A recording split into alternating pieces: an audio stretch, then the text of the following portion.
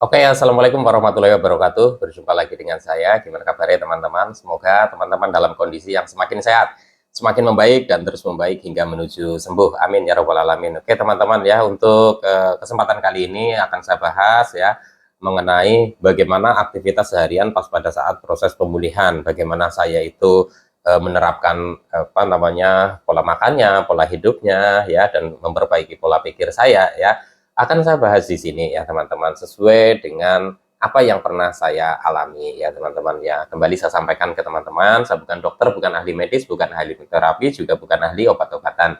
Saya hanya orang yang pernah menderita gangguan ini dan alhamdulillah sudah sembuh. Kalau saya bisa sembuh, saya yakin teman-teman juga bisa sembuh. Jadi tetap semangat ya teman-teman ya. Oke, langsung saja ya. Dan saya ada info juga ya teman-teman ya. Untuk mengikuti live saya, biasanya saya itu live itu di jam 7 malam, setengah 8 sampai jam 8 malam. Jadi untuk teman-teman yang mau bertanya secara langsung ya, kemungkinan terjawab di situnya itu lebih banyak ya teman-teman ya. Jadi untuk teman-teman yang belum subscribe, belum aktifkan lonceng dan notifikasinya, teman-teman aktifkan saja supaya nanti pas pada saat saya live itu ada pemberitahuan ya teman-teman. Jadi teman-teman bisa langsung tanya seputaran sensasi asam lambung, GERD, anxiety yang pernah saya alami ya. Dan mudah-mudahan pertanyaan teman-teman bisa terjawab sesuai dengan apa yang pernah saya rasakan, sesuai dengan pengalaman saya, dan bisa membantu teman-teman untuk tetap semangat ya, bisa memotivasi teman-teman untuk menghadapi gangguan ini hingga membaik dan sembuh. Amin ya rabbal alamin. Oke, langsung saja pada topiknya ya teman-teman. Bagaimana saya menjalankan aktivitas sehari-hari di masa atau di proses pemulihan ya, dan apa saja sensasi yang keluar. Nanti teman-teman di sini bisa pahami ya.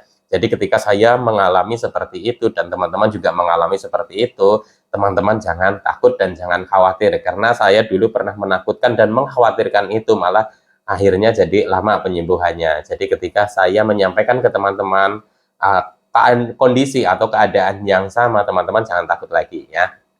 Yang pertama adalah dimulai dari bangun tidur ya. Ketika bangun tidur, saya itu merasakan yang namanya itu lemes, tidak bergairah, tidak bertenaga, sensasi sudah mulai muncul ya teman-teman ya. Pokoknya pikiran ini langsung seperti ruwet ya. Dan apa yang saya lakukan? Saya minum air hangat ya. Ini perawatan atau rutinitas saya ya. Saya minum air hangat. Setelah minum air hangat apa ya teman-teman ya? Walaupun perasaan sedang tidak enak atau sedang cemas, khawatir dan sebagainya, tetap saya bawa aktivitas, tetap bawa badan saya untuk bergerak ya teman-teman. Ketika saya mengajak badan saya untuk bergerak, bisa dilatih dengan caranya itu saya itu keluar dari kamar ya ke ruang tamu gitu ya, dan walaupun dengan kondisi yang bisa dibilang itu ya kondisinya itu ya luar biasa nggak enaknya ya, tapi tetap saya latih. Dari situlah saya sambil menunggu sarapan ya, saya itu minum yang namanya untuk perawatan lambungnya itu saya minum namanya pati angkrik ya teman-teman ya. Pati angkrik itu adalah herbalnya ya, dan untuk medisnya saya itu minum obat dari dokter ya. Ini perawatan yang saya bilang itu di awal-awal ya teman-teman, di awal-awal. Jadi obat medisnya saya jalan, herbalnya juga saya jalan. Herbalnya hanya dengan pati angkrik madu ya teman-teman ya.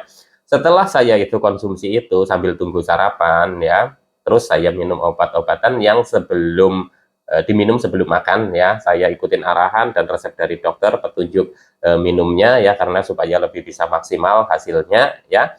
Nah, setelah itu ya sarapan. Setelah sudah sarapan, apa yang saya rasakan? Tetap masih sensasi masih ada, perasaan tidak enak, sensasi silih berganti dari ujung kaki sampai ujung kepala ya, teman-teman ya.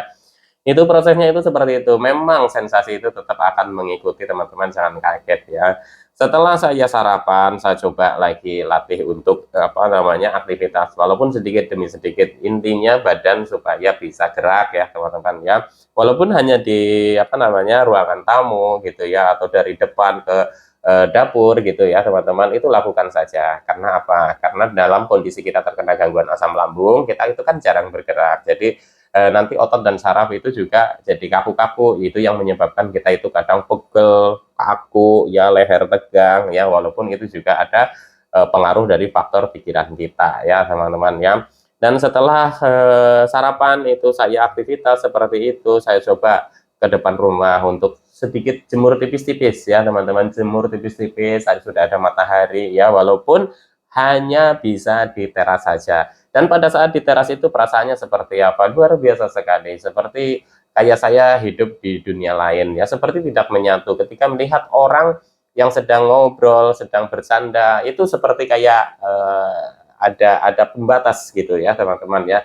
Dan itulah sensasi-sensasi yang muncul ya, muncul secara apa, sensasi psikisnya gitu. Seperti kayak saya itu di dunia lain, tidak bisa menyatu. Walaupun sensasi di fisiknya itu juga tak kalah banyak ya teman-teman, dari yang lemes, terus keringat dingin ya, terus apa, perut itu kembung begah, itu udah seperti sarapan setiap hari lah ya teman-teman, kembung begah, terus tiba-tiba kadang dada celekit-celekit, terus tiba-tiba kadang punggung itu sakit. Itu saya hampir tiap hari itu merasakan seperti itu. Tapi memang saya itu rutinitasnya itu seperti itu ya, jemur tipis-tipis, walaupun masih dalam kondisi saya seperti tidak menyatu dengan yang lainnya, dengan mereka-mereka yang sedang bercanda, dengan mereka-mereka yang sedang ngobrol.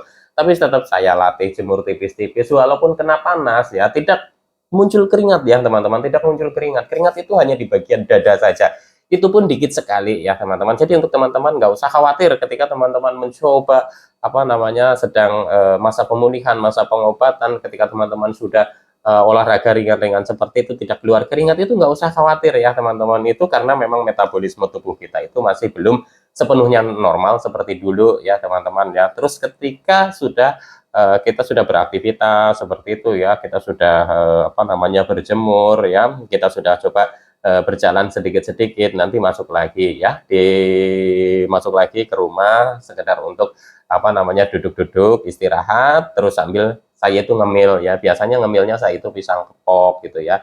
Terus nanti lanjut lagi saya itu makan lagi ya teman-teman, karena pas pada saat proses pemulihan saya sering makan walaupun sedikit-sedikit ya, makan lagi dengan menu seperti apa. Yang pertama, satu ya, menunya itu yang saya wajib itu setiap harinya itu adalah sayur bening. Isinya itu ada ceper atau labu siam, terus wortel, terus ada sedikit bayam, terus jagung manis yang muda, dan saya biasanya ambil sarinya saja ya teman-teman, dari jagung manisnya itu ya, karena kalau masih awal-awal itu belum ini apa namanya, belum kuat ya untuk jagung ya teman-teman. Jadi saya ambil sarinya saja, dan bumbunya itu simple ya, bumbunya itu hanya garam, gula, kencur ya teman-teman ya. Saya lanjut lagi makan ya, setelah makan itu ya teman-teman ya, setelah saya beraktivitas itu makan, dan itu menunya tidak kalah itu apa, tidak apa namanya, tidak ketinggalan, maksudnya tidak ketinggalan itu sayur bening.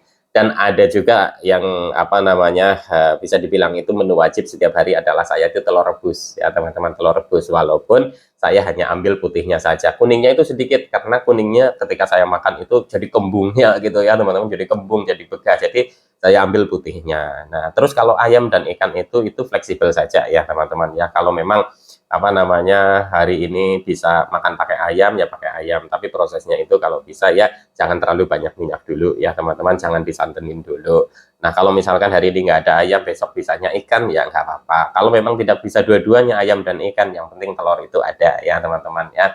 Nah, sampai dengan apa namanya, di siang hari saya usahakan untuk tidur siang ya teman-teman, istirahat tidur siang. Walaupun dalam perjalanan saya itu melatih untuk tidur siang itu sangat susah sekali ya teman-teman ya, boro-boro untuk tidur siang, tidur malam aja saya itu susah ya. Tapi saya itu latih itu butuh waktu yang tidak sebentar ya teman-teman, berminggu-minggu saya akhirnya bisa yang namanya tidur siang ya teman-teman ya. Karena kalau pikiran sudah macam-macam itu rasanya luar biasa sekali ya. Lanjut lagi, setelah bangun tidur pasti itu masih ada sensasi. Jadi apa yang saya katakan, aktivitas dari bangun tidur sampai dengan saya tidur siang, istirahat walaupun hanya setengah jam ya, itu sensasi itu juga masih ada ya teman-teman, bukan nggak ada ya teman-teman, mengikuti apalagi sempoyongan, keliengan, rasa kayak mau pingsan, ngos-ngosan, tidak bertenaga, nyeri sini, nyeri situ, panas ini, panas itu ya teman-teman, itu masih ya teman-teman ya. Setelah bangun tidur muncullah lagi sensasi ya. Ya, terus intinya saya makan lagi, makan ya teman-teman, makan dikit-dikit. Nah, ini di sore hari itu biasanya puncaknya ya teman-teman, puncaknya sensasi itu akan keluar. Dan teman-teman ini jangan takut, jangan kaget. Jadi teman-teman itu banyak menanyakan yang namanya, Mas, ketika saya itu di sore hari kenapa sensasinya muncul? Wajar, karena kita keseharian juga sudah beraktivitas. Kadang kita bisa tidur siang, kadang enggak. Jadi sorenya itu energi kita sudah drop, jadi muncullah banyak sensasi. Ditambah lagi pada saat sore hari, apalagi perut kita belum terisi, itu memungkinkan sekali itu asam lambung itu sudah naik ya teman-teman. Jadi kita akan terasa kayak lemes ya, badan hawanya itu nggak enak ya, suhu tubuhnya juga nggak enak. Sudah gitu terus kita itu sering yang namanya ngos-ngosan, ngap-ngap gitu ya teman-teman. Pokoknya nggak enak sekali. Terus rasanya itu kayak mau pingsan, kita itu terus kayak mau panik gitu ya teman-teman. Itulah yang saya rasakan ya. Jadi aktivitasnya itu. Jadi nanti setelah maghrib gitu ya teman-teman, setelah maghrib itu masih ada sisa-sisa lemes, sisa-sisa pikiran nggak karu-karuan ya teman-teman. Itu masih ya teman-teman ya. Akan tetapi di maghrib itu ya teman-teman, usahakan teman-teman itu tidurnya itu kan nanti kan apa namanya sekitar jam 9-an ya. Jadi ya di antara habis maghrib itu kalau mau makan jadi ada jeda ya, ada jedanya kurang lebih itu 2 jam ya teman-teman, 2 jam. Jadi jangan biasakan setelah makan langsung tidur, itu nggak bagus ya teman-teman. Dan saya jalani rutinitas seperti ini itu di masa proses pemulihan, merasa proses penyembuhan itu rutin ya teman-teman, rutin. Walaupun masih ada sensasinya, tetap saya jalankan aktivitas berlatih seperti itu. Latih pagi itu bagaimana, siang itu bagaimana, sore itu jalan-jalan sore itu bagaimana, itu saya latih rutin sampai dengan saya beranjak mau tidur lagi. Setelah saya habis maghrib itu makan, waktu itu seringnya sih sebelum maghrib ya teman-teman. Jadi habis isya saya itu tidur ya. Jadi kalau misalkan sebelum maghrib ya selang apa lebih-lebih dikit itu lebih maghrib itu makan ya. Pokoknya saya kira-kira itu kurang lebih 2 jaman itu saya baru tidur. Dan perjuangannya pada saat mau tidur pun itu juga nggak gampang ya teman-teman, karena kita kan mengalami kepanikan, kecemasan yang berlebih, sensasinya itu begitu banyak ya.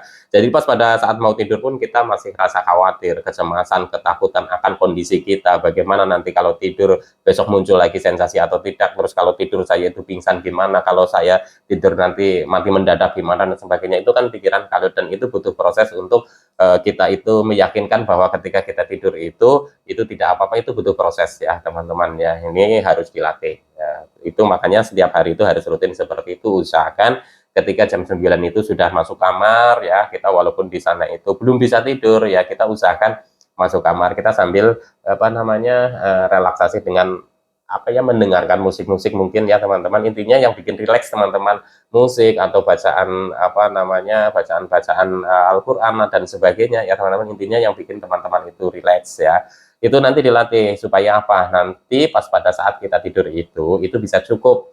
Walaupun pada saat tidur cukup pun saya bilang lagi, kembali lagi ke bangun tidur. Saya tidur sebenarnya sudah cukup ya 7 sampai 8 jam. Tapi ketika bangun kenapa masih ada sensasi? Tenang teman-teman, jangan takut ya, jangan khawatir ya. Bukan berarti tidurnya itu tidak bermanfaat. Itu perlu proses yang berkelanjutan ya teman-teman ya. Jadi apa kebiasaan-kebiasaan seperti ini perlu proses yang berkelanjutan, bukan hanya sekali, 2 kali, seminggu, 2 minggu.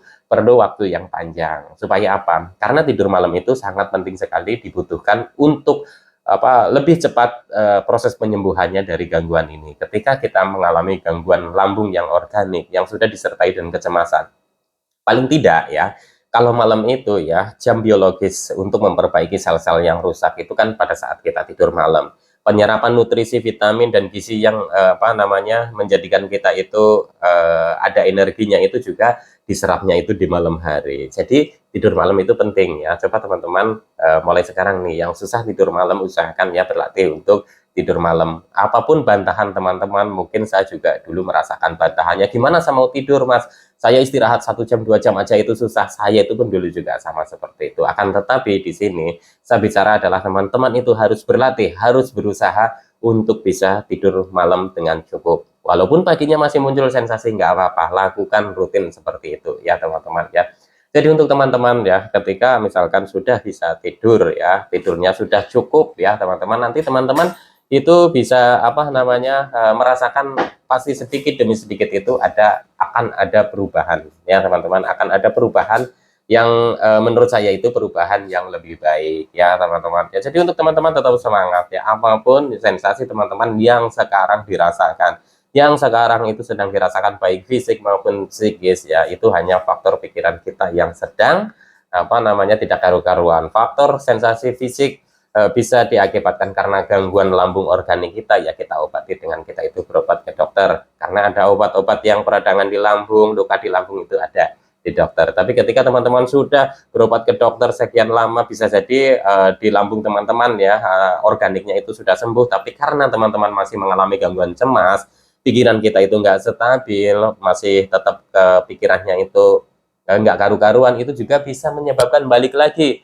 ya asam lambung kita itu tidak normal lagi, mengalami gangguan lambung lagi. Jadi ketika kita sudah berobat ya lambungnya sudah enak, berarti kita harus apa? Kita harus memperbaiki pola pikir kita ya teman-teman ya, pola pikir kita perbaiki. Ya sudahlah, ini berarti kecemasan saya, kita harus belajar, kita latih apa namanya, kita coba lawan rasa ketakutan terhadap kecemasan tentang diri kita. Sesuatu hal yang sifatnya belum tentu terjadi, jangan dipikirkan dulu ya teman-teman ya. Ini perlu berlatih, memang tidak gampang ya, ini tidak mudah, tapi bisa karena dilatih ya teman-teman. Kuncinya adalah ketika teman-teman gangguan organik lambungnya sudah sembuh, teman-teman masih mengalami gangguan cemas, itu faktor mental kita yang sedang drop ya, belum kembali sepenuhnya. Karena apa? Ketika lambung sudah membaik, penyerapan sudah bisa maksimal, akan tetapi kita masih cemas, energi juga masih sering drop, dan itulah yang menyebabkan sensasi-sensasi itu masih banyak bermunculan ya teman-teman ya. Jadi untuk teman-teman, jangan takut lagi. Sensasi-sensasi yang muncul selama teman-teman sudah periksa ke dokter, tidak didiagnosa ada sakit lain, sensasi karena asam lambung yang kita takutkan itu sebenarnya aman ya teman-teman. Oke teman-teman, sekian dulu, semoga saja teman-teman itu bisa semangat, bisa termotivasi, bisa menjadi apa namanya, nanti bisa menjadi inspirasi buat yang lain-lainnya ketika teman-teman itu sudah sembuh dari gangguan ini. Tetap semangat ya teman-teman, insya Allah teman-teman juga akan membaik dan sembuh. Ayo semangat, ayo semangat. Oke, sekian dulu teman-teman, insya Allah nanti disambung lagi dengan tema-tema yang lain ya. Tetap semangat, salam sehat jasmani dan rohani. Wassalamualaikum warahmatullahi wabarakatuh.